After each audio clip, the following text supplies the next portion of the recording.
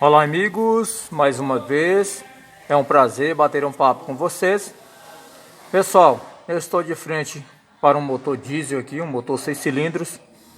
O veículo é um trator e eu estou de cara com um sensor.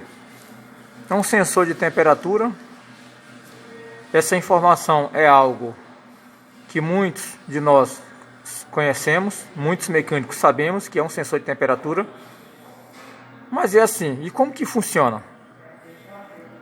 Essa informação de só saber que é um sensor de temperatura, ela é muito periférica. E se esse sensor der um problema, como testá-lo? Eis a questão. Então pessoal, a partir de hoje, eu vou começar a desvendar algo que aparentemente é simples, né? A gente só falar é simples, agora saber como que funciona não é tão simples assim. Então eu vou começar a fazer uma demonstração de sensores de temperatura que vai levar informação só para o painel. Sensores de temperatura que tem 2 fios, que vai levar uma informação para o painel e uma informação para uma lâmpada de excesso de temperatura. E outros sensores aí que indiquem, né, a funcionalidade de temperatura. Inicialmente eu vou caracterizá-los pelos valores de resistência. Uma das coisas que a gente sabe é que o sensor é um sensor que tem um certo valor de resistência, né? E que essa resistência vai variar de acordo com a temperatura. Quando a temperatura sobe, ela varia de uma forma. Quando a temperatura desce, ela varia de forma contrária, falando de valores. Então aguardem que eu vou caracterizar primeiro esse trator e posteriormente caracterizar a funcionalidade desse sensor para aprendermos como testá-lo, né? E condená-lo aí no caso de um eventual defeito. Então vamos tentar identificar esse sensor de temperatura sem utilização de manual, apenas com conhecimentos de mundo, né, e um pouco de conhecimento técnico aí. Eu já estou com o multímetro aqui conectado para medir resistência, como vocês podem ver. E a primeira coisa que a gente deve fazer é identificar o sensor. Como vocês podem ver, esse sensor ele possui 2 pinos. O que pode ser isso?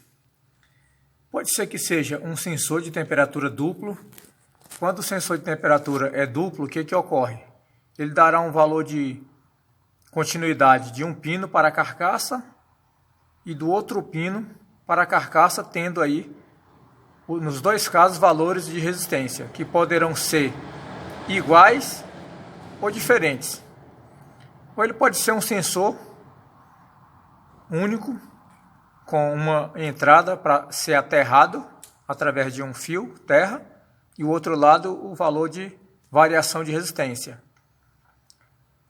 Ou ele poderá ser ainda um sensor duplo, um sensor e um interruptor junto. Pode ser que um lado seja sensor, tem um valor de resistência com relação à massa, e o outro lado fique aberto.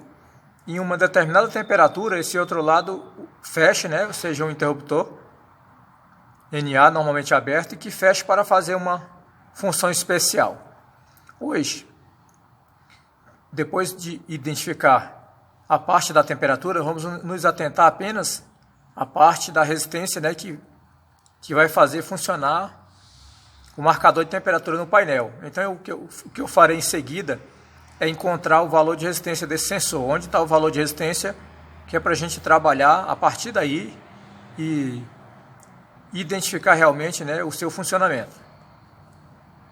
Então vamos aos testes aí. O multímetro já está conectado à massa, um lado, e com o outro lado eu vou tocar nos pinos do sensor. Vejam, esse primeiro pino aqui que eu toquei ficou aberto. Agora vamos tocar no outro.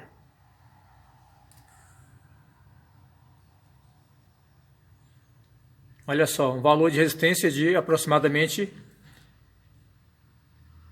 meio quiloohms, né? Ou seja, 529 ohms. Essa parte aqui identifica que é a parte de variação do sensor. Vai ser essa parte que vai fazer o painel lá funcionar. O que eu farei agora é ligar a chave lá e mostrar para vocês que não está marcando temperatura, está na temperatura ambiente, ainda não funcionou o trator. E posteriormente nós vamos fazer uma ligação à massa no fio que entra nesse pino aí, e nós vamos mostrar que o painel lá vai marcar a temperatura até o final, vai marcar totalmente quente. Beleza? Mostrando para vocês que realmente a temperatura começa de poucos graus, né, até chegar no valor de temperatura de funcionamento, com a variação da resistência. O que a resistência vai fazer? Ela vai descer desses 529 ohms na direção de 0 ohm. E isso vai fazer com que o trator apresente uma temperatura ambiente até a temperatura de funcionamento, que é aí próximo dos 100 graus, ok? Então vamos fazer o teste aí. Vou ligar a chave. Chave ligada, né? Temperatura no 0 aí, né? Não está marcando nada. Até porque o fio lá está desligado.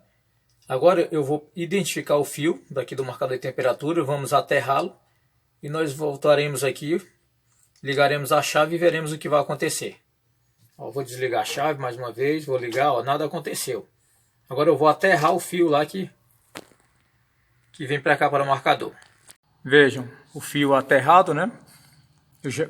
Após ter identificado a posição do fio, né? São 2 fios, mas eu já identifiquei que esse fio aí é o que vai na parte do sensor, na parte que tem resistência. Então veja que está aterrado no cabo de bateria.